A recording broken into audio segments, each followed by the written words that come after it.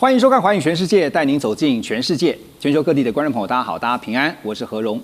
兩岸大事國際焦點，深度剖析，打開視野。透過 YouTube 收看朋友，請您幫我們按讚、訂閱、加分享，動動手開啟小鈴鐺。也歡迎您告訴我們在哪個城市打卡收看。歡迎大家多多的表達您的觀點與意見。當然，別忘了幫我們熱推一下。好，今天的3位來賓包括了前大使、資深外交官邱文吉大使。何榮好，各位朋友大家好。另外，美國共和黨前亞太區主席方安格 Ross， 大家好。還有軍事戰略專家邱時新老師。何榮好，大家好。好，這個禮拜啊，我們看到這個美伊的局勢啊，真是撲朔迷離啊，好像戲劇化這樣的發展。那麼，因為呢，傳出了美軍有一架阿帕奇攻擊直升機被伊朗擊落的事件之後呢，就看到川普呢大為光火啊，他說，放狠話，揚言要對伊朗實施報復性打擊。但是眼看原本這個美伊的停火啊，還有談判啊，都要受到衝擊，又看到川普插口了。那這已經是他不知道第幾次插口，而且呢，談說美伊談判已經快要達成協議了，已經講了，大家幫他算了一下，38還是39次了。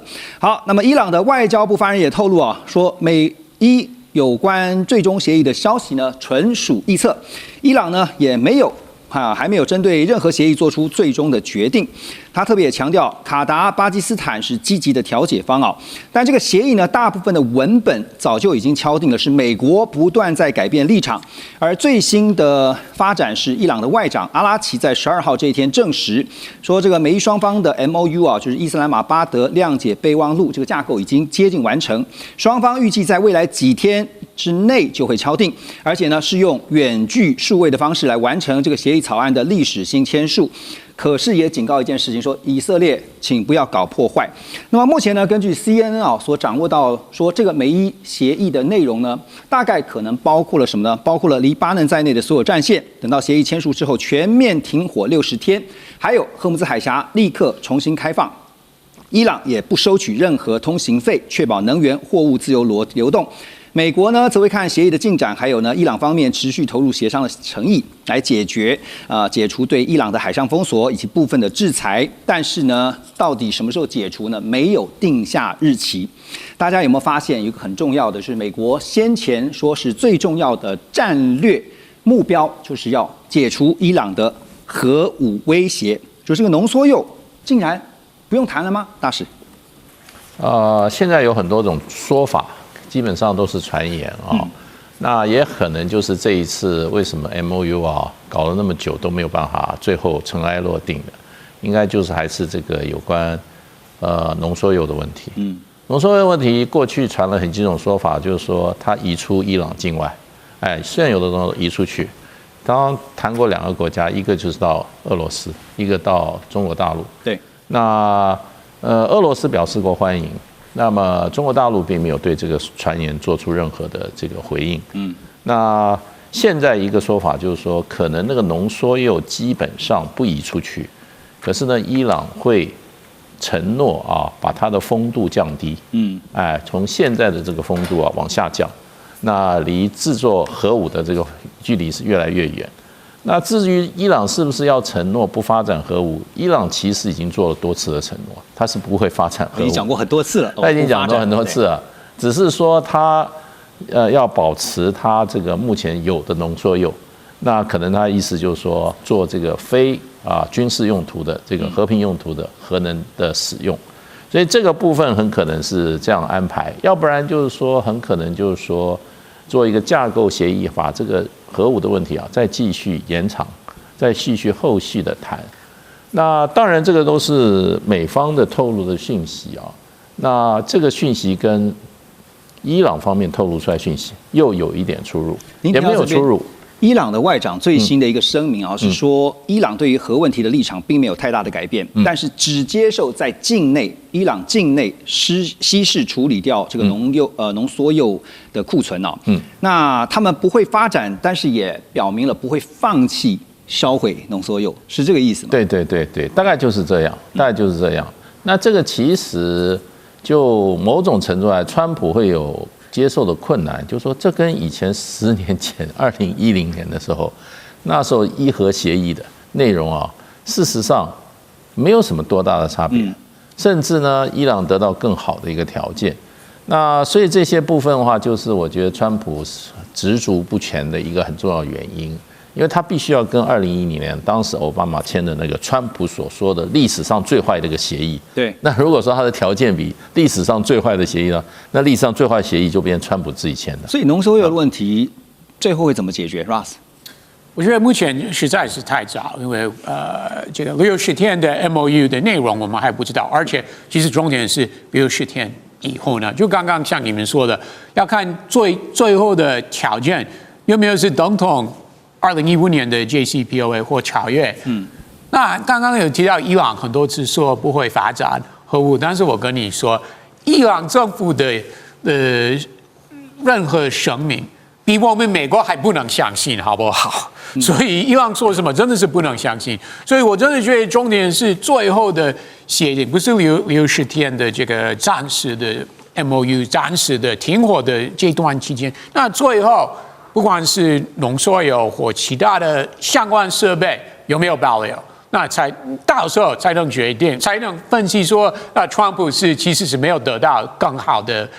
協定。所以目前今天我們還不知道。但是我還要提醒大家另外一件事情，不只是核武的問題，也是他們遠程導彈的問題。所以本來美國發起這次戰爭。本來有2個大的目標，一個是核武，一個是導彈的問題。那後來是加上第3個問題，就是荷姆海峽。其實荷姆海峽我們都知道是很容易解決，那第1跟第2是比較難解決。但是不能只解決核武，導彈的問題也是難解決。那 Lebanon 那個問題，我覺得以色列也可以暫時同意美國的想法，但是長期如果真主黨繼續威脅以色列的話，以色列肯定會再次攻擊。你剛剛提到濃縮鈾的問題啊，我有一個問題想請教哈，為什麼以色列可以發展核武，但是伊朗不行？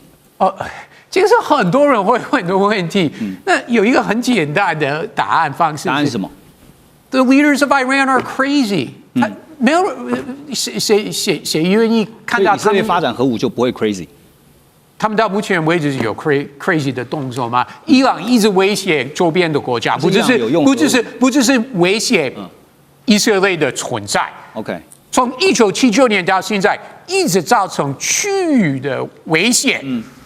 以色列從來沒有說我們要毀滅周邊的國家。這個問題我同樣想請教這個邱老師，您怎麼看哈？因為我剛剛會問這樣，就是因為呢，以色列總理納坦雅胡呢，在最近這2天也突然發表了聲明啊，他說伊朗絕對不能擁有核武。他說川普也支持這一點。好，那還原他的聲明，他說呢，他一直都是站在國際社會反對伊朗核計劃的最前線啊，30多年來都是如此。如果不是這場鬥爭，伊朗早就擁有核彈要摧毀以色列了。所以呢，在這個敏感的時刻發生，那當然有看法認為呢，以色列正在試圖阻止美伊達成協議，因為以色列現在最怕的是被美國丟包哈。所以剛剛同樣的問題啊。邱老師怎麼看？還有就是，現在納坦雅胡就打出了這個核武牌哈，是他發現說美國這次也不提濃縮鈾了，是真的怕丟包。我覺得以目前美國川普這個團隊，應該是不會把以色列丟包。但是他們現在的處理事情的方式還是朝着我飯一口一口的吃，我先解決能解決的部分，我不能解決的部分。我雖然沒有看到這個協議文本，但我基本上可以猜測，包含我或者我看了很多，包括俄羅斯或者其他歐洲的一些觀察家，他們的理解大概就是，濃縮鈾的問題其實不是不解決，而是把它擺到60天、90天，因為這個協議裡面先完成可以完成的，就地有嘛，我們先就一步一步來，對，我們先完成可以交易。那關於濃縮鈾的事情，濃縮鈾這事情牽扯到非常複雜的原因，那也牽扯到周邊很多國家的利益。那我們可以很清楚，就是在中國跟俄羅斯不明確表態的情況底下，其實伊朗沒有堅持的力量。對，就是在濃縮鈾這個問題上面，伊朗自己單獨是沒有堅持下去的力量。所以我們可以看到，阿拉格奇今天的發言，阿拉格奇講就是大略的情況，就回到 JCPOA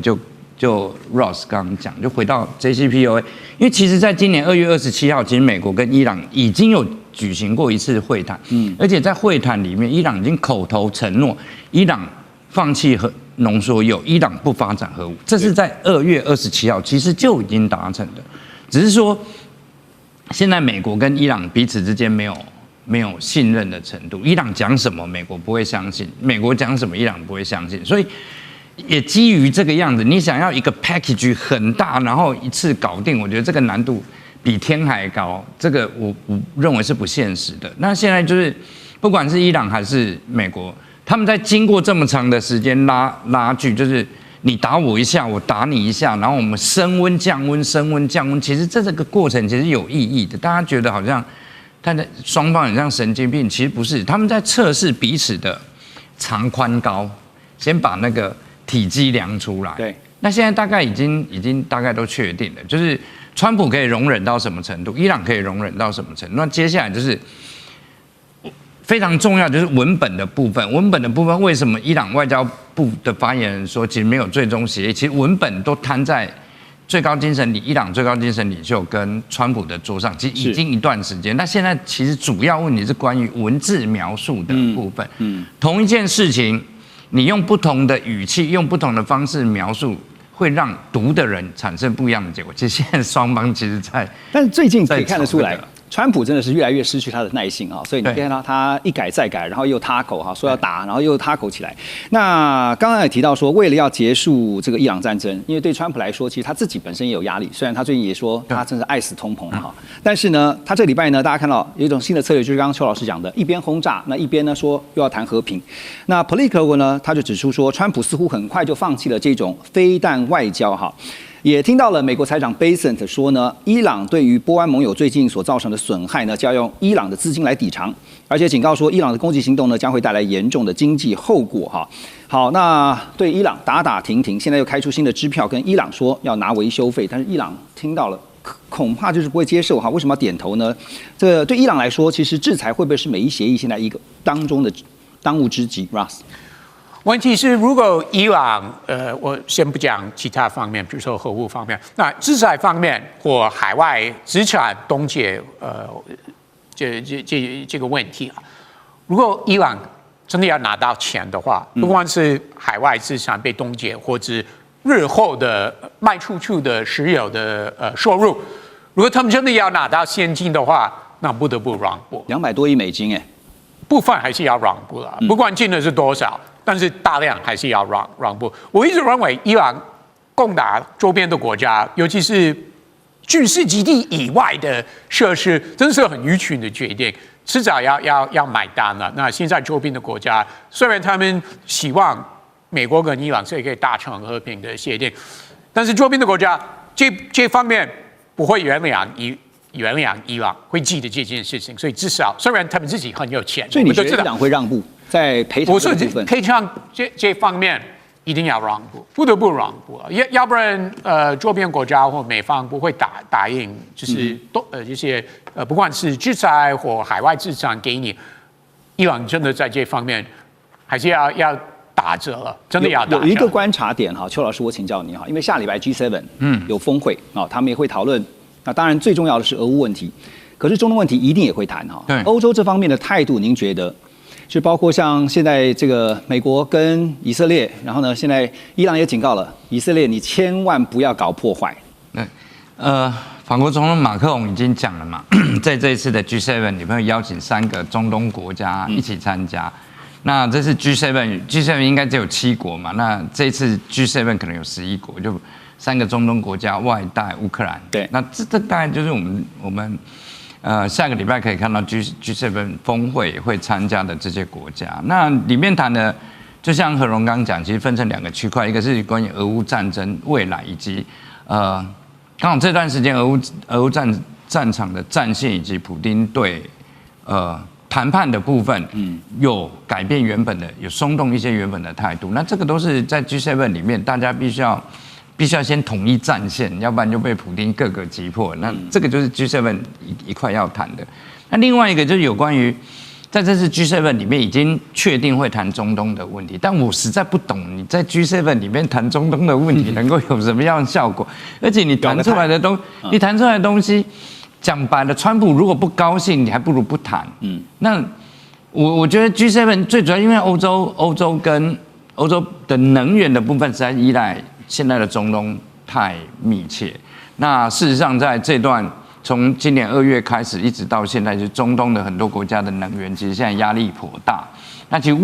為了讓中東的這些國家可以願意，就是就將來局勢穩定以後，可以滿足歐洲的能源需求，它也必須要在這個時間點對中東這些海灣國家有一定的態度的表態。歐洲最在意的還是荷姆斯海峽趕快開放的問題。對他們來說，因為實在是不行了。就我們看最近的一些歐洲的經濟情況的報道，尤其是非常仰賴石油作為原料的这些包含化學工業或者是一些特殊的着重在化學这個領域的工業，那個衰退都是30%起跳，那個非常誇張的數字。所以歐洲還能不能經得起這個折騰，這是一個很重要的點。這也是為什麼 G7 這是一定得要談。那先不管說最後能不能有什麼效果啦，那以歐洲目前情形就是。反正我們有開會，問題就解決90%了，不管會議的結果怎麼樣。那如果沒有開會，問題就很大。對，所以還要考慮到這個美國的想法。不過最近這個美國川普就是總統他的一句話哈，聽來蠻諷刺的，因為他說他80歲的生日願望是世界和平，講完話之後就打伊朗了，就發動攻擊了，真是實在諷刺。等一下回來呢，要來帶您關注的就是 SpaceX 在伊朗的眼中有可能變成軍事目標。馬上回來。中美互動牽動全球，美中競爭，地緣爭霸，外交、軍事、科技、經濟，多元觀點，權威分析，一同掌握2026全球新秩序、新賽局。每週6日，寰宇全世界帶您走進全世界。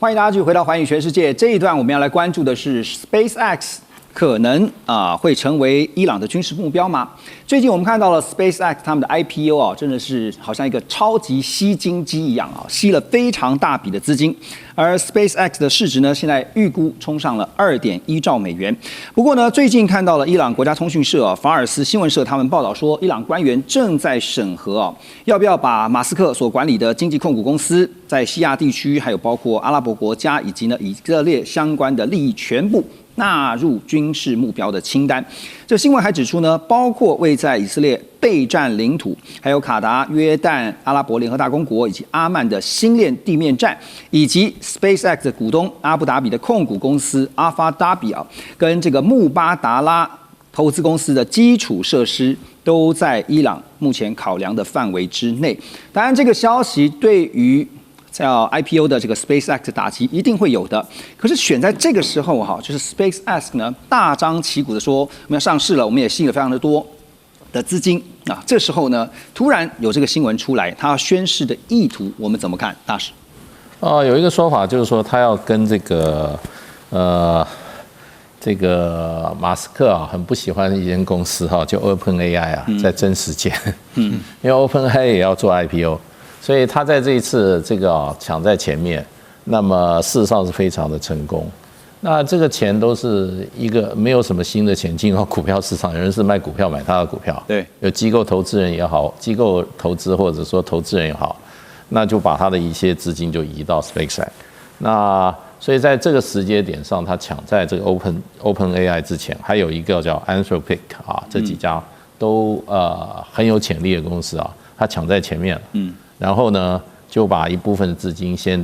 下手為強，不是一部分，吸了非常多，吸蠻多的，非常多。那所以這個是戰術上的考量了。那其他跟這些戰爭因素，我認為不多，不大。那因為這個 OpenAI 就是說這個 SpaceX 基本上低軌衛星不只有軍事用途，它是未來在通訊、在氣象科研，甚至農業、物流，當然國防安全上都會發生大作用的一個新的一種傳輸、通訊傳輸情報收集的一個工具啊。那誰掌握了低軌衛星，那誰就掌握未來的這個商業競爭力。多功的非常多功能的。所以當然就是說，以伊朗目前情勢來看，他當然知道這個低軌衛星在戰場上會發揮的所謂的效能。因為它的傳輸的數據跟它的速度都比傳統的用基站還有其他方式來傳輸來有效率的多。所以這個在俄烏戰爭的戰場上的時候，當這個傳輸系統被打壞的時候，那烏軍就是靠什麼？就是靠 SpaceX 啊，它每年那個接收器啊，對，幾千台接收器，這個地面軍隊之間的互相的這些情報傳輸，或者說重要的這些偵測的方式啊。所以後來停止服務的時候，不像是像瞎了一樣？那這個是要付錢的啊。對，因為這個錢後來我記得當他吵架的時候，後來波蘭出來說。波蘭出的，你們不要吵了，那個錢一年5000多萬美金是我波蘭付的，对，你想想看，5000多萬美金只有一個戰場的服務，那個一個戰場，所以呢，它是一個非常賺錢的生意。可是伊朗這個時候，就是等於警告周邊國家，他希望這個 SpaceX 也知所警惕吧。那它能夠產生多大的這個遏阻作用啊？這個未必得知。不過它能不能對 SpaceX 的這些低軌衛星產生威脅是可以的，是真的打擊得到。那低軌衛星也不過就所謂低軌就是300到1500公里啊，離海平面300到1500。那現在這個伊朗的那個火箭可以打，上一次他不打了一個3000公里的嗎？打到這個阿拉伯海上面，對，印度洋上的美軍嘛，他去打美軍這個基地嘛，对。所以我覺得，當然他敢去威脅，就有他這個實力嘛。不過你用這種所謂的中程導彈去打一顆低軌衛星啊，成本上也是有個問題啊。對，這至少證明一件事情，就是說能力上是有的，只是看我要不要做哈。那當然，現在大家講到了伊朗，還有看他們的打擊，就是還擊的能力啊。你可以發現說，美伊打了這麼久，為什麼伊朗還能夠撐這麼久，真的蠻厲害的哈。所以呢，BBC 的事實查核團隊哈，他們檢視了相關的圖像，顯示出一件事情，他們就告訴大家說，伊朗呢利用最近這段停火期間呢，加緊修復了一些關鍵飛彈基地的隧道入口。而全球衛士安全公司的一位分析師啊，他也指出，他說伊朗的自衛能力，與其說是來自於傳統軍力啊，比如說像空軍，倒不如說呢，是來自於他們的飛彈或無人機反擊的能力。另外，蘭德公共政策學院國家安全計劃主任科恩也發現，伊朗用廉價小型無人機攻擊中東基礎設施啊，包括像一些美軍基地啊，並且長期呢對俄羅斯等盟國出口見證者無人機，還有呢就是伊朗小型的高速艦艇啊組成的蚊子艦隊，這些都持續的對於美軍還有荷姆茲海峽的商業航運構成威脅。所以說，伊朗對抗美國，我們這次看到在整個美伊戰爭，伊朗真的是成功的示範了哈，向全世界示範了什麼叫做不對稱作戰。但是伊朗能夠打到現在哈，打到我們剛剛講，川普都已經快要失去耐性了哈。他憑靠的條件一定有先天或者後天的。先天，比如說是不是因為它的土地面積夠大，它的地形很複雜；後天在戰術戰略跟打法上，邱老師怎麼看？我們要先有一個概念了，就是這次美國跟以色列跟伊朗的這場戰爭，其實它並不是一個傳統戰爭，因為一般傳統戰爭不會只是靠轟炸，因為你轟炸你沒有佔領土地，你很難讓對手屈服。我們講說，如果我們用一個更精準，其實也不叫不對稱戰爭。其實美國跟以色列其實期待的是，當一開始的時候，他們打算發動一個混合戰爭。那混合戰爭就是結合包含在伊朗境內的，比如說反抗政府的勢力，那透過我外部的壓力去誘發或引爆原本就在伊朗政府內部的，所以整個這個戰爭的走向跟設計，其實一開始就朝着一個混合戰爭理論的方向在走。內爆。對，它真正的用意其實，因為如果我們現在所遇到這些問題，其實在一開始如果顛覆政權成功了，都不會有後面這些問題。但是混合戰爭的理論，它有一個先天上的問題，因為混合戰爭的變數遠比一場一般傳統戰爭，因為傳統戰爭就很簡單，我海軍、空軍、地面，我把我所有的力量投射到我的目標的戰場裡面去，利用我絕對的力量去壓倒對方，這個不會有什麼對稱不對稱的空間。但是混合戰爭會，混合戰爭它是設想說，我自己本身在最少的消耗、最少的損失，而且最省事的方式，我就把對方這個國家的可能執政的當局整個換掉。那我這場戰爭我可以用很快的時間、很少的代價就完成了。一開始的設想就是這樣，但是這個只要環節中間一出錯，那很抱歉，因為你又不是打一場標準正式的戰爭，但人家會跟你打標準的正規戰爭，所以相對之下，我們在看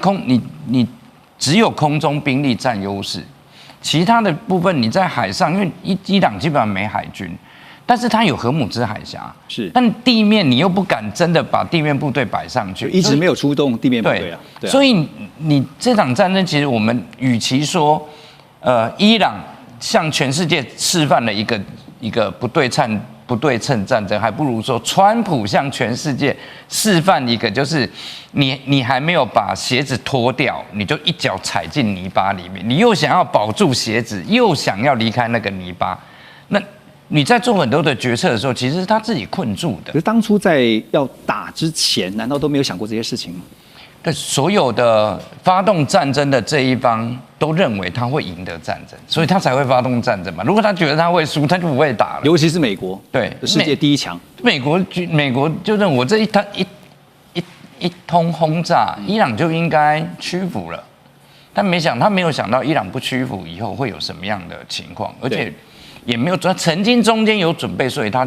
地面部隊其實有集結，但是始終下不了那個決心。所以現在變成是說，像邱老師所形容的，這個川普呢已經一腳陷在這個泥淖當中要拔不出來了哈，他也快要失去耐性了。可是呢，眼看着哈，他馬上6月14號他就要過80歲的生日了。當然，刚才也提到說他的生日願望是世界和平，結果呢才講完就打伊朗哈。那現在路透也報道說，川普第二次執政以來呢，已經將近有17個月了，但是在美國國內呢，很多政策在法院踢到了鐵板，現在伊朗的戰事又懸在那裡，導致呢川普的支持率不斷下滑。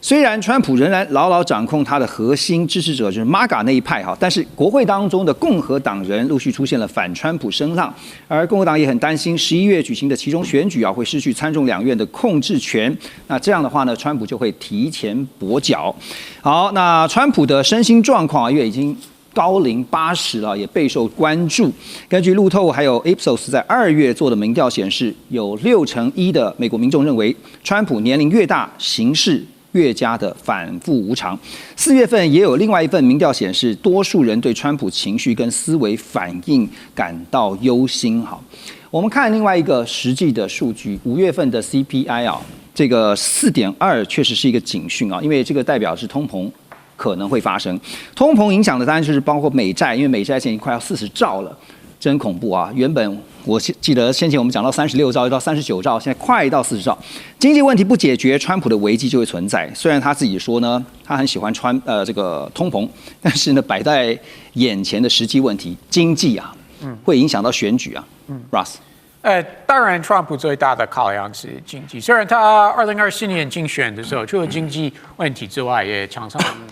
提到其他的問題，比如說移民邊界安全的問題。但是不管誰是總統，不管是共和黨、民主黨，最重要的要處理的內政問題就是經濟了，就民生相關呢。对，要不然因為你當一個總統過2年就會碰到期中選舉。對，川普今年也是一樣的，一樣是有期中選舉，而且因為通膨的問題，物價越來越高，尤其是油價越來越高，那川普真的是很怕會對共和黨選情的影響非常非常大。那川普要怎麼解決這些經濟難題？所以他今天是很急的要達成一個停火協議，其實我不否認，我從早就說他是希望在6月前結束伊朗戰爭，那時候就講在6月，所以現在他真的是很急了，所以他希望是可以趕快至少有一個停火協定，不管是60天或90天，因為他希望油價可以下降了。不過理想歸理想，現實就要看這個接下來的美伊協議。像剛剛講說，框架先界定哈，接下來60天之內還有很多細節要談哦。但是川普有沒有辦法在他80歲大壽的這天，或者是說在這一段生日期間得到這份生日大禮，恐怕接下來全球都在關注。馬上回來，中美互動牽動全球，美中競爭，地緣爭霸，外交、軍事、科技、經濟，多元觀點，權威分析，一同掌握2026全球新秩序、新賽局。每週6日，寰宇全世界帶您走進全世界。